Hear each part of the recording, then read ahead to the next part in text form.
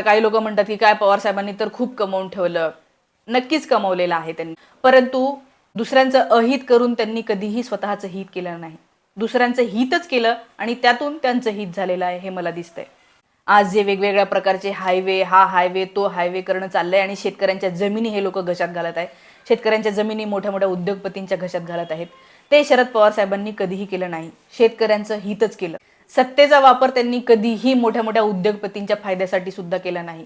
जेव्हा सत्ता हातात आली तेव्हा शेतकरी, इथला कष्टकरी वर्ग, कामगार वर्ग यांच्या हिताचं काय करता येईल हे पाहिलं. मित्रमैत्रिणींनो नमस्कार, मी मुक्ता कदम. आज पवार साहेबांचा वाढदिवस आहे आणि मी हे सुरुवातीलाच सांगते की पवार साहेबांची राष्ट्रवादी आणि माझा काहीही संबंध नाही किंवा इथून पुढे सुद्धा माझा त्यांच्या पक्षामध्ये जाण्याचा कुठलाही विचार नाही आहे.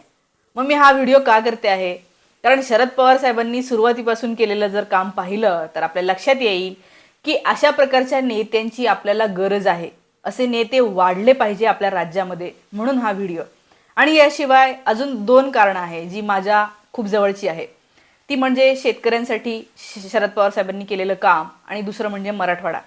मी मराठवाड्यातली आहे आणि माझे वडील, माझा सख्खा भाऊ, माझे चुलते, माझे चुलत भावंड हे सगळे लोक शेती करणारे आहे. त्याच्यामुळे शरद पवार साहेबांनी जे जे शेतीसाठी केलेलं आहे, मराठवाड्यासाठी केलेलं आहे, या गोष्टीची आठवण आपण नक्कीच केली पाहिजे. तर सगळ्यात पहिल्यांदा सुरुवात करूया मराठवाडा विद्यापीठाच्या नामांतरणाचा विषय. आता मराठवाडा विद्यापीठाला डॉक्टर बाबासाहेब आंबेडकर यांचं नाव मिळालं पाहिजे अशी त्यावेळेला अनेक लोकांची इच्छा होती. पवार साहेबांची पण ती होती. त्यामुळे त्यांनी तो मुद्दा लावून धरला आणि खूप मोठा विरोध याला झाला की नाही नाही, आंबेडकरांचं नाव कशाला लावायचं विद्यापीठाला, आंबेडकर कशाला थोपवता मराठवाड्यावर, अशा प्रकारे लोक बोलायला लागले आणि खूप विरोध झाला. तेव्हा लोकांनी शरद पवारांना सुद्धा बोलले गेले की बाबा तुमच्यामुळे राजकीय नुकसान होतंय आपलं, असं अनेक लोकांना वाटत होतं. मात्र पवार साहेबांचं म्हणणं असं होतं की लोक विरोध करत आहेत ना, तर आपण त्याला सामोरं जाऊया, आपण समजून घेऊया आणि त्यांना समजावून सांगूया की ह्याचं करणं का गरजेचं आहे. आणि हे मला फार महत्त्वाचं वाटलं, कारण आज विरोध तर होतोय सगळ्या गोष्टींना, मात्र अरे या विरोधाला आपण सामोरं जाऊया, तिथे जाऊन बोलूया आणि त्यांना समजावून सांगूया की काय बरोबर आहे. हे होत नाही. परवाच्या दिवशी मार्कडवाडीमध्ये लोक ईव्हीएमला विरोध करत आहे म्हणून आलेले जे लोक होते त्यांनी हे समजावून सांगण्याचा प्रयत्न केला का की कसं हे बरोबर आहे किंवा कसं तुमचं चुकीचं आहे? नाही. तिथे येऊन काय केलं तर अत्यंत घाणेरड्या आणि गचाळ भाषेमध्ये त्यांनी भाषणं केली. तर हा मुद्दा जो आहे पवार साहेबांनी नीट समजून सांगण्याचा प्रयत्न केला, पण तरीही खूप विरोध झाला आणि तो मुद्दा स्थगित करावा लागला. त्यानंतर 4 मुख्यमंत्री होऊन गेले. एकाही मुख्यमंत्र्यांनी मराठवाडा विद्यापीठाचं नाव बदलावं म्हणून काहीही हालचाल केली नाही. सगळ्यांना वाटत होतं की येस, नाव तर बदललं पाहिजे, मात्र काहीच केलं नाही. इव्हन तेव्हा लोक हेही बोलायचे की पवार जरी परत मुख्यमंत्री झाले ना तरी बघून घ्या, ते काहीही करणार नाही, नावच काढणार नाही याचं, कारण खूप मोठं नुकसान आधीच झालेलं आहे त्याच्यामुळे. पण झालं असं की पवार साहेब परत एकदा मुख्यमंत्री झाले आणि त्यांनी हे करून दाखवलं. मराठवाडा विद्यापीठाला डॉक्टर बाबासाहेब आंबेडकर मराठवाडा विद्यापीठ असं नाव शरद पवार यांच्यामुळे झालं. त्यावेळेला कुठल्याही प्रकारच्या राजकीय विरोधाची पर्वा त्यांनी केली नाही. उलट त्यांचं म्हणणं असं होतं की हा मुद्दा काही फक्त दलित जाणीवेचा नव्हता, दलित अस्मितेचा नव्हता, तर तो एकंदर सामाजिक जाणीव जागृतीचा मुद्दा होता आणि त्यामुळे ते करणं गरजेचं होतं. हे केलं, ते खरोखर मला आवडलं. आता मराठवाड्यातला दुसरा प्रश्न तो म्हणजे किल्लारी. किल्लारीमध्ये 1993ला जेव्हा भूकंप झाला तेव्हा सकाळी 3-3:30च्या दरम्यान भूकंप झाला आणि लातूरमधल्या लोकांना माहीत व्हायच्या आत पवारसाहेब किल्लारीला पोहोचले होते. लातूरमधले लोक सकाळी झोपेतून उठायच्या आत पवारसाहेब किल्लारीला पोहोचले होते. झालं असं की 3-3:30च्या दरम्यान भूकंप झाला. पश्चिम महाराष्ट्रात असूनही पवार साहेबांना ते धक्के जाणवले. त्यांना असं वाटलं काहीतरी झालं. ते म्हणाले की मी कोयनाला फोन केला, कोयना डॅम फुटलं की काय म्हणून फोन केला, तर त्यांनी सांगितलं की नाही, लातूरला भूकंप झाला. पवारसाहेबांनी आपल्या लगेचच लोकांना फोन केला आणि सांगितलं की आपल्याला 7 वाजता हेलिकॉप्टर रेडी करा. 7 वाजता हेलिकॉप्टरमध्ये बसून 7:40ला सकाळी पवारसाहेब हे किल्लारीला पोहोचलेले होते. लातूरमधले लोक झोपेतूनही उठायचे होते तेव्हा ते तिथे पोहोचले होते. अर्थात तेव्हा त्या ठिकाणी डिझास्टर होतं आणि त्यांनी ते करणं खरंच गरजेचं होतं. म्हणजे ते मुख्यमंत्री होते, त्यामुळे दिवस रात्र त्यांनी जनतेच्या सेवेसाठी उपलब्ध राहणं हेच गरजेचं असतं आणि त्यांनी ते केलं. 48 तासामध्ये किल्लारीमध्ये जे काही लोकांचं नुकसान झालेलं होतं किंवा जे लोक पीडित होते त्या लोकांना सर्व्हिस सेवा प्रोव्हाइड करणं हे सुरू झालं. जवळपास हजारो बांबूचे तंबू तिथे उभे राहिले, हजारो डॉक्टर्सच्या फौजा बनवल्या, जवळपासच्या 300-350 गावामध्ये त्यांनी आरोग्य शिबिरं भरवली. सगळे अधिकारी, सगळं मंत्रालयच म्हणतात त्या ठिकाणी त्यांनी बोलवलं होतं आणि तिथून त्यांनी काही दिवस काम केलं. सगळ्या गोष्टींची हालचाल केली आणि 48 तासामध्ये जे कोणी लोक पीडित होते, अर्थात खूप लोकांचं त्याच्यामध्ये नुकसान झालंय, खूप लोक दगावलेत, भयंकर परिस्थिती होती. मात्र ज्या पद्धतीने डिझास्टर झाल्याच्या नंतरचं मॅनेजमेंट त्यांनी केलं, त्यामुळे असं म्हणतात की जेव्हा भुजला भूकंप झाला ना, जो खूप मोठा भूकंप आहे आपल्या देशामध्ये झालेला, नुकसानही खूप झालं, तेव्हा भुजला भूकंप झाल्याच्या नंतर डिझास्टर मॅनेजमेंट कमिटीचं प्रमुख म्हणून शरद पवारांना बोलवलं होतं. कारण की किल्लारीमध्ये त्यांनी ज्या प्रकारे या गोष्टी मॅनेज केल्या होत्या, इव्हन फक्त पवार साहेबच नाही, त्यावेळेला त्यांच्यासोबत असणारे अधिकारी, प्रवीण परदेशी म्हणून अधिकारी होते, त्यांचा तर तो किस्सा ते सांगतातच की बैलगाडीमध्ये एक माणूस झोपलेला होता, नंतर मी जाऊन विचारलं कोण आहे, तर लक्षात आलं की ते अधिकारी आहेत, जिल्हाधिकारी झोपलेले आहेत. तर ते म्हणतात की अशा प्रकारे अधिकाऱ्यांनी कामं केलेली आहेत त्या काळामध्ये. तर हे मराठवाड्याशी संबंधित. आणि दुसरं शेतकऱ्यांच्या प्रश्नावर सगळ्यात मोठं, आजही शेतकरी विसरलेला नाही आहे, ते म्हणजे शेतकऱ्यांना कर्जमाफी पहिल्यांदा शरद पवार कृषी मंत्री झाले तेव्हा मिळाली. 70,000 कोटीचं कर्ज शेतकऱ्यांचं माफ केलं पवारसाहेब कृषी मंत्री असताना. इव्हन पवारसाहेब तर तेव्हा पंतप्रधानही झाले असते, खूप महत्वाचं खातंही त्यांना मिळालं असतं, गृहमंत्री सुद्धा झाले असते. मात्र जेव्हा युपीएचं गव्हर्नमेंट आलं तेव्हा त्यांना विचारण्यात आलं कुठलं खातं पाहिजे, तेव्हा पवारसाहेबांनी स्वतःहून मागून घेतलं की नाही, मला हे कृषी मंत्रालय पाहिजे आहे. कारण शेती क्षेत्रामध्ये काहीतरी नवीन करण्याचं त्यांच्या डोक्यामध्ये होतं आणि त्यांनी ते केलंही.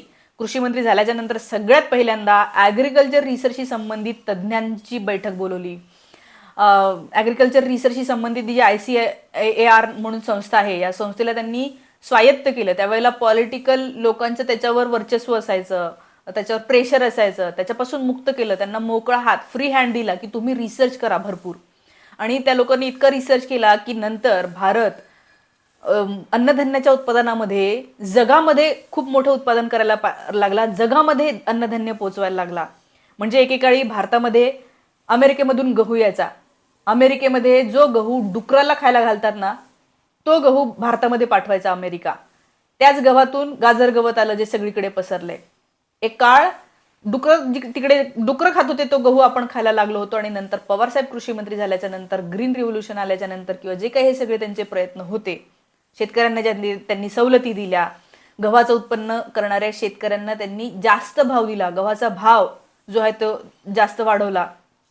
त्यामुळे काय झालं तर गव्हाचं उत्पन्न इतकं केलं की आता आपण जगाला गहू प्रोव्हाइड करतो. ही परिस्थिती आली, ती म्हणजे शरद पवारांनी जे काही निर्णय घेतले त्या काळामध्ये. आणि खरोखर शरद पवार जेव्हा कृषी मंत्री होते ने, एक मला आठवतं की शेतीमधून जे काही निघत होतं, लोकांना जेवढं उत्पन्न निघायचं निदान तेवढा खर्च निघायचा. आज खर्च निघत नाही. आज परिस्थिती अशी आहे की सोयाबीनला 3200 रुपयांनी सोयाबीन विकावं लागतोय, खर्च येतोय 4500, विकावं लागतोय 3200नी. एकेकाळी माझ्याच बापांनी सोयाबीन 8 आणि 9 हजारांनी विकलेला आहे 2014च्या आधी, आणि आज तो 3500 सोयाबीन विकावं लागतो आहे. म्हणजे आज जर पाहिलं ना तर कुठल्याही प्रकारे शेतकऱ्यांचा विचार होताना दिसत नाहीये. आंदोलन करणाऱ्या शेतकऱ्यांचे काय हाल करताय हे तर तुम्हाला माहीतच आहे. आता परत तुम्ही म्हणाल की आता काय शरद पवारांचं नाव घेऊन परत हे मोदींवरच काय बोलताय, तर ते येतच, म्हणजे काय करायचं त्याला. तर अन्नधान्याची गोदामं भरली जेव्हा पवारसाहेब कृषी मंत्री होते तेव्हा. त्यानंतर फळबाग लागवड कार्यक्रम, अजूनही मराठवाड्यातले शेतकरी विसरलेले नाही आहे. फळबाग लागवड कार्यक्रम, रोजगार हमी योजना हे एकत्र केल्यामुळे काय झालं तर मोसंबीचे उत्पादनाचे विक्रमच्या विक्रम व्हायला लागले मराठवाड्यामध्ये. डाळिंबाच्या उत्पादनाचे विक्रमच्या विक्रम शेतकऱ्यांनी केलेले आहे अनेक ठिकाणी. त्यामुळे फळबागाचं उत्पादन, आपलं फळांचं उत्पादन वाढलं, फळांची निर्यात व्हायला लागली भारतामधून. या गोष्टी आहे. तेलबियांची आयात, खूप मोठ्या प्रमाणावर आपल्याला तेलबी आयात करावं लागायचं, तेल आयात करावं लागायचं. त्याच्यामध्ये रिसर्चला फ्री हँड दिला आणि नंतर तेलबियाचं उत्पन्न वाढवलं. शरद पवारांच्या अजून एका गोष्टीचं कौतुक त्यांच्या कार्यकर्त्यांना असतं, ते म्हणजे अत्यंत साधी राहणी. कधी गळ्यामध्ये जाडजूड चेन घातली नाही, कधी हातामध्ये अंगठ्या नाही, सोन्याचं घड्याळ नाही, पांढरा शर्ट, पांढरी पॅन्ट, हातामध्ये घड्याळ, पायामध्ये चप्पल, इतकाच त्यांचा पोशाख राहिलेला आहे. कधी शान मारत, बंदूक उडवत फोटो काढून घेतलेले नाही आहेत, कधी मोठे मोठे गुंडासारखे डायलॉग दिलेले नाही आहे, कधी अर्वाच्य भाषेमध्ये ती कोणाला कधीही बोललेले नाही आहे. टीका नक्कीच केली, विरोध नक्कीच केला, मात्र बोलण्याची भाषा कधीही गावंढळ नव्हती. आजकालचे जर का लोक पाहिले ना, ते चौकामध्ये उभा करून नागडा करून मारून टाकीन, ही भाषा परवाच्या दिवशी तुम्ही पाहिलं असेल काही लोकांनी करताना. आणि त्यामुळे शरद पवार साहेबांच्या या सगळ्या गोष्टींची आठवण होते. म्हणजे ते कधीही अशा भाषेत बोलले नाही, जे अजित पवारांनाही जमलेलं नाहीये. म्हणजे अजित पवारही तुम्ही पाहिलं असेल कधी काहीही बोलतात, धरणामध्ये मुतुका वगैरे. पवार साहेबांनी असं कधीही नाही बोललं. हा, सुप्रिया सुळेंनी मात्र पवार साहेबांचं हे घेतलेलं आहे की अत्यंत सभ्य भाषेमध्ये त्या बोलतात कधीही. मला असं वाटतं की हे झालं पाहिजे, हे दिसलं पाहिजे. कारण तुम्ही नेते आहात, लीडर आहात. तुमच्याकडे पाहून काही लोकांनी काय शिकायला पाहिजे हे तुम्ही ठरवता. आणि याशिवाय दररोज सकाळी 7 वाजता ते जनतेसाठी उपलब्ध असतात. म्हणजे ते कुठेही असो, दिल्ली, मुंबई, बारामती, पुणे, कुठेही सकाळी 7 वाजता ते खाली त्यांच्या ऑफिसला आलेले असतात, जिथे ते अनेक लोकांशी भेटत असतात. आणि सकाळी 7 ते रात्री 11-12 कितीही वाजेपर्यंत ते येणाऱ्या सगळ्यांशी भेटतात आणि बोलतात आजही. आणि पवार साहेबांचं अजून एक जे मला आवडतं ते म्हणजे त्यांचं शरद पवार फेलोशिप नावाची जी गोष्ट आहे, त्यामधून अनेक वेगवेगळ्या लेखकांना, कवींना, अनुवाद करणाऱ्या लोकांना, अभ्यास करणाऱ्या लोकांना फेलोशिप दिली जाते. मला असं वाटतं की लिखाणाच्या काळामध्ये, या सगळ्या काळामध्ये एखादा असा प्रकाशक भेटणं, त्या काळामध्ये लिहिण्यासाठी काहीतरी मदत मिळणं हे खूप जास्त महत्त्वाचं असतं या दरम्यान लोकांना. आणि पवार साहेबांनी ते केलं. इव्हन त्यांचे स्वतःचे सुद्धा कला क्षेत्राशी संबंधित अनेक लोकांशी खूप चांगले संबंध आहे. म्हणजे आपल्याला असं वाटतं नाही की राजकारणामध्ये एखादी व्यक्ती आहे तर त्यांचा राजकारणाशी संबंध असतो, तर असं कधी असू नये. नेता हा सर्वसमावेशक असावा, की त्यांना माहिती आहे की कला क्षेत्रात काय चाललंय, नवीन कुठली नाटकं येत आहेत, तिकडे काय नवीन विषय घेतले जात आहेत, लिखाण काय होतंय, कवितेमध्ये काय चाललेलं आहे, निदान थोडंफार तरी माहिती असावी. आणि पवार साहेबांचं ते आहे, त्यांनी ते केलंय. इव्हन त्यांच्या वेगवेगळ्या क्रीडा संस्था सुद्धा आहेत की ज्याच्यामध्ये त्यांनी फंडिंग आहे आणि वेगवेगळे क्रीडापटू घडवण्यासाठी सुद्धा त्यांचं जे आहे ते काम चालू आहे. आणि ही गोष्ट खरोखर महत्वाची आहे. असं अनेक नेते लोकांनी केलं पाहिजे. त्यांच्यासोबत प्रवास करताना जे लोक काही किस्से सांगतात ते म्हणजे पवार साहेबांना गावोगावीचं खूप ज्ञान आहे. महाराष्ट्रातल्या जवळपास मॅक्सिमम गावामध्ये ते गेलेले आहे. इव्हन हेलिकॉप्टरनी सुद्धा जाताना ते म्हणतात की चालक जर चुकला तर ते सांगतात इकडे नाही, इकडे वळायचं, इकडे ते गाव आहे. तर असे त्यांचे अनेक किस्से आहेत की म्हणजे किती माहिती आहे या माणसाला या महाराष्ट्रातलं.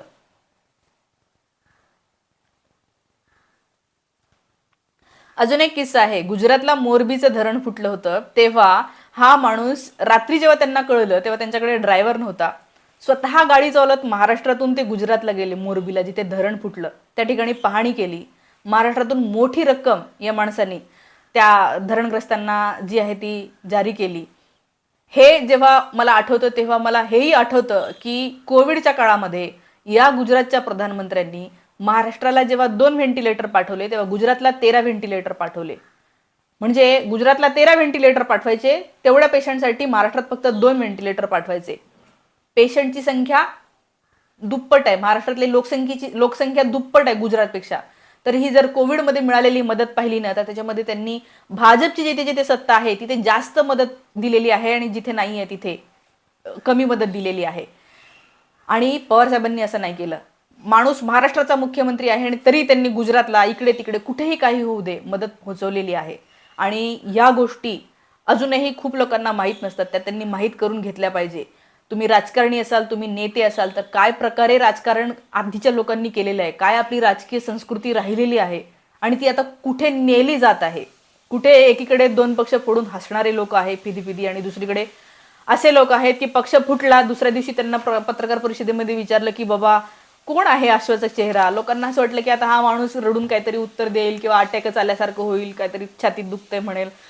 तर हा माणूस हसत हसत म्हणतो शरद पवार हा एकमेव आश्वासक चेहरा आहे माझ्या पक्षाचा. ते जेव्हा मी पाहिलं मला खरोखर म्हणजे इतकं असं वाटलं की अरे यार काय आहे हे. म्हणजे इव्हन सामान्य जनतेलाही वाटलं नव्हतं की शरद पवार साहेब इतक्या पॉझिटिव्हली या गोष्टीला घेतील म्हणून, पण ते त्यांनी दाखवलं.